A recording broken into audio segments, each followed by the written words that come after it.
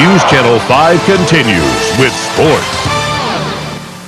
A lot of you who are from the eastern part of our viewing area might recognize Dominick Aielli. He works for our sister station in White River Junction. I hope they recognize me. But you have me up here for today, and we're going to start off with baseball, the last game of the season. Milton has a very tall task in front of them if they want to bring home a Division II championship. Namely, 6'6" pitcher Pat Hakey of BFA Fairfax. Hakey went 8-1 this season and was named the Gatorade Vermont Player of the Year, but he wasn't even the player of the day today. Bottom of the second, Jesse Turner turns on the pitch. Aaron Shagnon, come on down. Yellow Jackets with the 2-0 lead. Same frame, bases loaded for Clark Morrison. And Morrison doubles to the plywood. Here we go round the merry-go-round. All 3 runs would score. Milton rolls to victory in this one. 10-1, your final score for the Yellow Jackets. It's their 3rd title. Their other 2 came in 1992 and 1993. We will have Mount Mansfield Colchester highlights at 11. They're tied at 5 in the 5th. A few other scores for you. Pulteney loses to Northfield 6-0. It's their 4th championship in a row, Division III for Northfield, And Roundout Valley beats Plattsburgh 7-4. The Hornets end their season at 17-4. Division II high school softball on the Vermont side. Milton 1-0 in 8 innings over Hardwood. Round 2 of the Subway Series today. Mets pounded the Yankees 12-2 last night. Yanks return the favor today. Top 3, Bombers up 2-1. I'm Batman. And here's Robin. Robin Ventura takes Andy Pettit way back. A 2-run shot makes it 3-2 visitors. Tied at 3 in the 4th. Pettit, as they say, helping his own cause. You got to be good and you got to be lucky. Andy was both on that play. 5-5 in the 5th. Jorge Posada continues to carry the Yanks. This one goes into the upper deck. They're still looking for the ball. A 3-run blast off Pat Mahomes. Posada's 12th. Yanks own Game 2, 13-5. Game 3 tomorrow night, 8 o'clock, folks. How about the Blue Jays looking for 2 in a row over their countrymen? The Expos, top of the 1st. Rondell White goes right up the gut. That scores Jose Vidro 2-0. Expos, same frame. Expos get more. Vladimir Guerrero, can we say MVP for the Expos? 4-0 Expos. Montreal now up 7-1 in the top of the 7th. They are trying to stop the 3-game losing streak. Well, the Dallas Stars will look to join the 1942 Toronto Maple Leafs as the only other team in Stanley Cup history to come back from a 3-1 deficit. The Stars won Game 5 Thursday, but still trailed the New Jersey Devils 3-2. Game 6 is tonight at 8. We'll have the highlights at 11. Derek Gustafson is leaving St. Lawrence. The freshman goaltender has signed with the expansion Minnesota Wild of the NHL. Gustafson was one of the top netminders in college hockey this past season.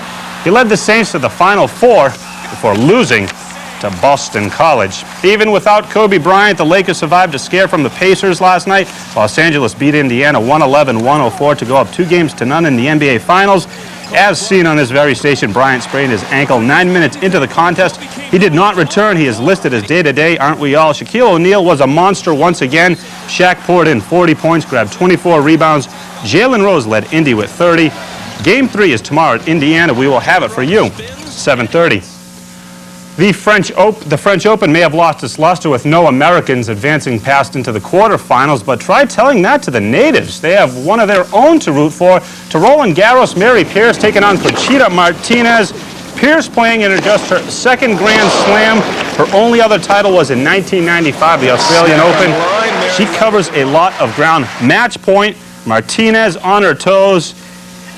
And Mary Pierce becomes the first French woman to capture the crown at Roland Garros since 1967, 6-2, 7-5 over Conchita Martinez. Gustavo Kuerten takes on Magnus Norman tomorrow. Kentucky Derby, actually the Belmont Stakes. There'll be no triple crown winner. Commendable wins the 103rd Belmont with a victory. Dwayne Lucas gets his 4th victory as a trainer.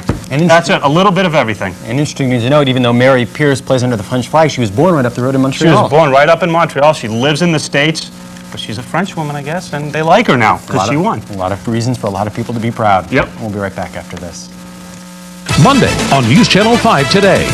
Don't get burned by the hot summer sun, but it won't be a problem here unless it...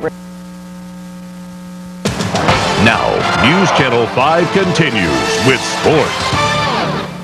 Well, tonight we welcome Dominick Aielli from our sister station in White River Junction, Vermont, who's sitting in tonight for Chris. Welcome aboard. Thank you very much. You know, we're going to start out with some high school baseball, and you always want to win that last game, the Mount Mansfield-Colchester clash for the Division I crown, would seem like a mismatch. The Cougars are looking for their third title in 6 years, while the Lakers are making their first ever appearance in the championship game. They are the lowest seed at number 6 to make it this far since 1977, tied at 6. Top of the 8th, Lakers, Luc Laroche. Triple L finds a gap. That could be your game winner. Ty Pratt crosses 7-6 Lakers. Cougars scratch and claw their way back. They tie it up at 7 in the home half. Now B.J. Shanuski is the BMOC big man on Cougar land. That is your game winner. Chad Phillips crosses. He's the hero too. 8-7. Mount Mansfield comes home with the trophy. It is their third title in 6 years. Division II from earlier today at Centennial, BFA Fairfax and Milton Yellow Jackets get the Vermont Gatorade Player of the Year. Pat Hakey, bottom of the second. Jesse Turner down the line off of Hakey. Aaron Shagnon, is he happy to come home or what? Jackets with a 2-0 lead. Same frame, bases plugged. Clark Morrison, even his bat can sing. Finds fence, the double clears them all. Milton rolls to victory in this one. 10-1 is the Yellow Jackets' third championship. Their others came in 92 and 93. The scores to pass along to you. Northfield shuts out Poultney. Jeremy Hall with the 3-hit shutout. Class B final. Plattsburgh, their season is over. Toronto Valley, 7-4. Division II Vermont side. Milton, 1-0 over Hartford. Yesterday, it was Roger Clemens and the Yankees getting the beating. Today, Bobby J. Jones and the Mets got theirs. Mets up 3-2 in the third. Not anymore. Paul O'Neill ties it up, smacks one to center on a 3-0 pitch. Give him the green light. Threes are wild. Mets keep afloat for a while. Tied at 5 in the fifth. 2 on for Jorge Posada. Call the tower at LaGuardia. This one's in orbit. Posada's 12th. What a breakout year by him. Yanks even up the Subway Series with a 13-5 bruising of the Mets. Game 3 tomorrow at 8. To the hustle and bustle of Atlanta. Braves looking for 2 in a row over the Sox. Home team up 1-0 in the fourth.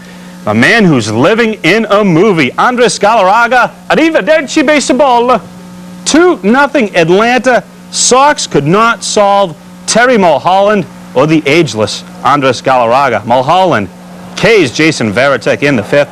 Sox drop 1.5 games behind the Yankees with a 6-0 shutout at the hands of the Braves.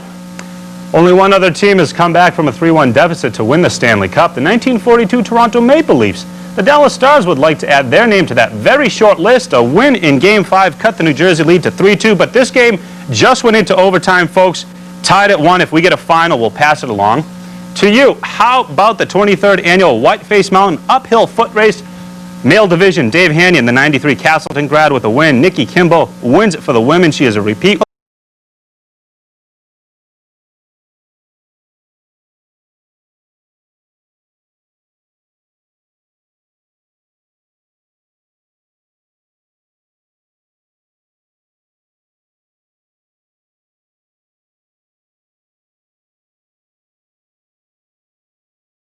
Came 95 Aussie Open. This is the only time she was really tested right there. Game, set, and match. Martinez could not handle the return. Pierce, is this her breakout match? All of Paris is partying. The Canadian import wins on her adopted home court 6-2, 7-5. Well, we had no Fusaichi Pegasus, no Red Bullet, no Kentucky Derby and Preakness winners in the running of the third jewel of horse racing's Triple Crown to the 132nd Belmont. The pre-race favorite Aptitude ran a good race, but he wasn't commendable. Pat Day should change his horse's name from Commendable to Flying Colors. Day wins his third Belmont, the fourth for trainer D. Wayne Lucas. He pockets a cool 600G. Dave, what is a horse going to do with 600G? Aptitude places, Unshaded comes in third. Does the horse get the money? And how does he pocket it? How does a horse In the pocket saddle. anything? In the saddle. We'll check with you for a score on that updated score on the hockey game right after this. We'll be right. right back.